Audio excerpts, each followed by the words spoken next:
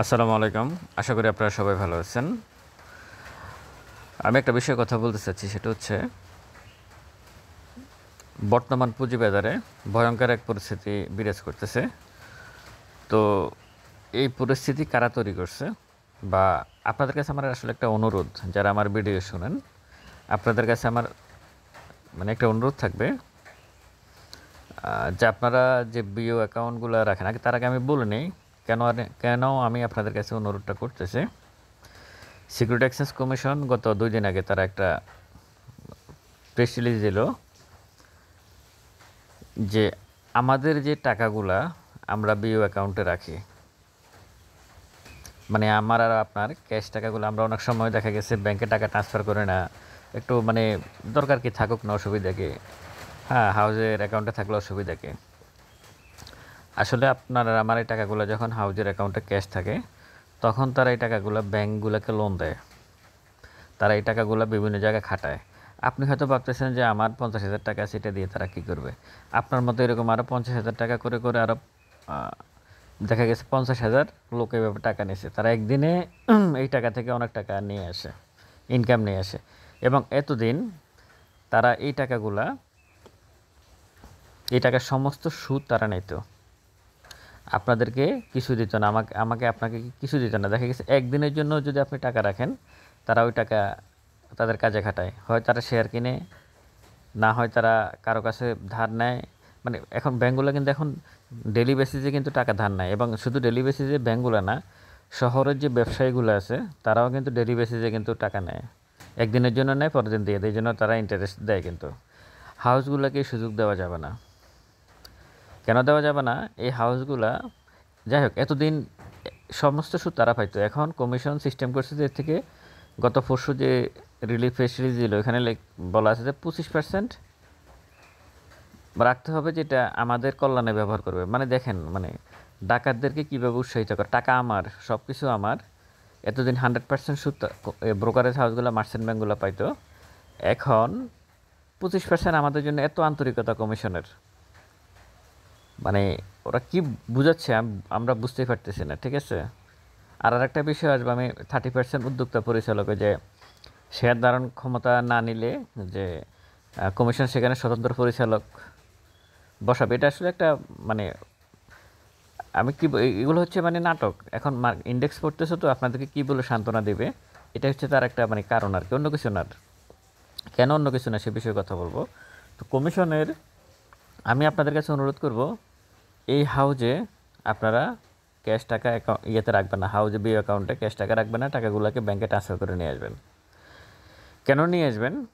আপনার টাকা তো তারা মেরে খাচ্ছে না, টাকা হয়তো তারা সুদ লাগাচ্ছে, তারা তারা সহজ কথা হচ্ছে তারা ইনকাম করতেছে। এই ইনকামটা তাদের বন্ধ করে দিতে হবে। কেন দিতে হবে? আজকে যে মার্কেট পতন, এই জন্য এই হাউসগুলো এবং মার্চেন্ট ব্যাঙ্কগুলো দায়ী। যত রকমের কারসাজি হয়, সমস্ত কারসাজির সাথে এই হাউসগুলো এবং মার্চেন্ট ব্যাঙ্কগুলো জড়িত। এই যে ইন্ডেক্স গত এক মাসে প্রায় 600 পয়েন্টের মতো মাইনাস আছে। এর আগে যত মার্কেটে, সেকেন্ডারি মার্কেটে যত রকমের অনিয়ম দুর্নীতি হয়, যত রকমের এই যে কারসাজি হয়, সমস্ত কারসাজির সাথে হাউসগুলো সরাসরি জড়িত, মার্চেন্ট ব্যাঙ্কগুলো সরাসরি জড়িত। তাদের ইনকামের পথ বন্ধ করে দিতে হবে। এবং আমি মনে করি আপনাদের বাই সেল এখন বন্ধ রাখা উচিত। আমার দুইটা অনুরোধ আপনাদের কাছে থাকবে, যে আপনারা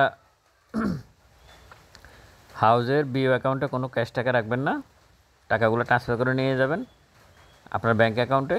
কারণ এই হাউজের লোকগুলা এখান থেকে টাকা নিয়ে ব্যবসা করে তারা চলতে পারে, সুতরাং এই কারণে মার্কেটকে ফালাচ্ছে, তাদের অসুবিধা হচ্ছে না। আর একটা হচ্ছে, আপনারা শেয়ার বাই সেল আপাতত অফ রাখেন, যাতে তারা কমিশন না পায়।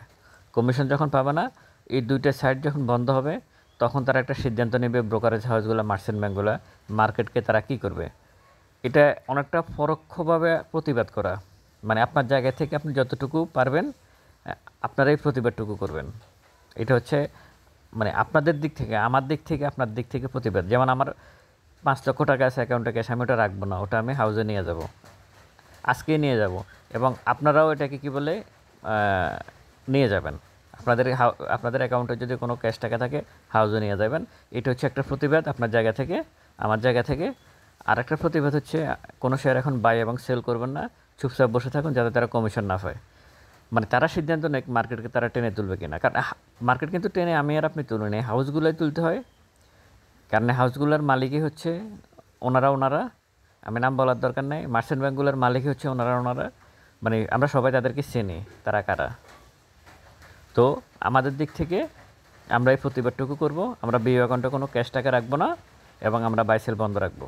হাউসগুলোর কর্মকর্তাদের যাতে ঈদে বেতন না হয়, তারা সিদ্ধান্ত নেবে। এখন 200 কোটি টাকার 250 কোটি টাকার লেনদেন হচ্ছে, তারা সিদ্ধান্ত নেয় তারা তাদের কর্মচারীদের বেতন কীভাবে দেবে, তারা কি এইভাবে চলবে কি না মার্কেটকে টেনে চলবে। যদি আপনি আপনারা যদি এগুলো বন্ধ করতে পারেন, তাহলে আরও আগে যতটুকু পড়ে মার্কেট উঠতে তারও আগে আমি মনে করি মার্কেট উঠে যাবে, কারণ তারা প্রেশারে থাকবে।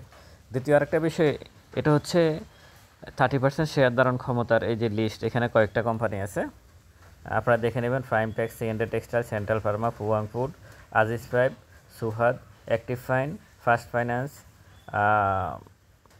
তারপরে যে ফাইন ফুড, নর্দার্ন ইন্স্যুরেন্স সম্ভবত, নর্দার্ন জুট মিল সম্ভবত, হ্যাঁ northern jute mill, fine food, generation next, মতির নিট, ফিএলএফ, তারপরে যে ভিলেজিং।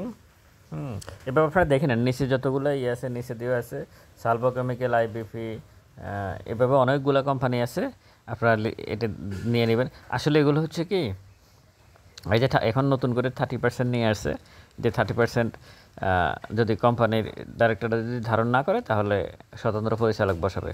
শোনেন, এখানে কিছু কোম্পানি আছে যাদের নেই, কোম্পানি নেই, কোম্পানির তালা মারা, কর্মচারী নেই, কোনো উৎপাদন নেই, কিচ্ছু নেই, একেবারে কিছু নেই, পরিচালকরা নেই। পরিচালকরা তাদের শেয়ারগুলো বিক্রি করে দিয়ে বিদেশ চলে গেছে, অথবা কেউ জেলে আছে, কেউ পলাতক আছে, কেউ মামলা খেয়ে আছে আদালতে, মানে তারা তাদের মতো করে সরে গেছে, এরা কেউ নাই।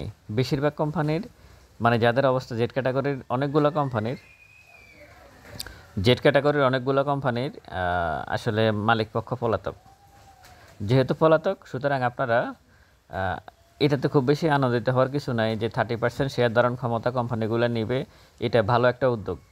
এখানে যতগুলো কোম্পানি আছে এগুলো আসলে ভালো উদ্যোগের কিছু নাই, এখানে ভালো উদ্যোগের কিছু নাই, এগুলো খুব বেশি কাজে আসবে না।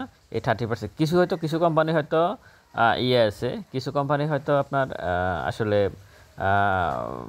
উৎপাদনে আছে কিন্তু মুমূর্ষু অবস্থায় আছে, সেগুলো হয়তো স্বতন্ত্র। আচ্ছা, একটা মুমূর্ষু রুগীকে আপনি স্বতন্ত্র পরিচালক বসায় কী করবেন? একটা মানে মুমূর্ষু কোম্পানিতে স্বতন্ত্র পরিচালক বসে আপনি কী করবেন? কী হবে ওখানে বসায়? ওখানে বসালে কী হবে, না বসালে কী হবে? এগুলো কোনো কাজে আসবে না। এগুলো কিন্তু গতকালকে বলে দিয়েছিল আইসিবি চেয়ারম্যান আবু আহমেদ আছে না, উনি কিন্তু গতকালকে বা গত পরশু একটা অনুষ্ঠানে টেলিভিশনে আসছিল, উনি বলে দিয়েছে যে এগুলো হচ্ছে ভাওতাবাজি, এগুলো 30% এগুলো কিচ্ছু হবে না। আর আপনাদের মেনটেন্যান্স ফি 450 টাকা থেকে 150 টাকা করছে, এটাও কিছু না। একটা লোক পুঁজিবাজারে যারা আছে তারা 450 টাকা মেনটেন্যান্স ফি, 500 টাকা মেনটেন্যান্স ফি দিতেই পারে, এটা কোনো ব্যাপার না। এগুলো হচ্ছে কি আইওয়াস, কমিশনের পক্ষ থেকে আইওয়াস, কারণ তারাই সরাসরি আসলে এই সমস্ত কাজের সাথে জড়িত। সুতরাং আপনারা বিও অ্যাকাউন্টে কোনো ক্যাশ টাকা রাখবেন না, বাইসেল বন্ধ রাখবেন। আর 30% যে বিষয়টা, এটা নিয়ে আসলে খুব বেশি মানে এক্সাইটেড হওয়ার কোনো কিছুই নাই। ভালো থাকবেন সবাই, ভিডিওটা শেয়ার করবেন। আসসালামু আলাইকুম।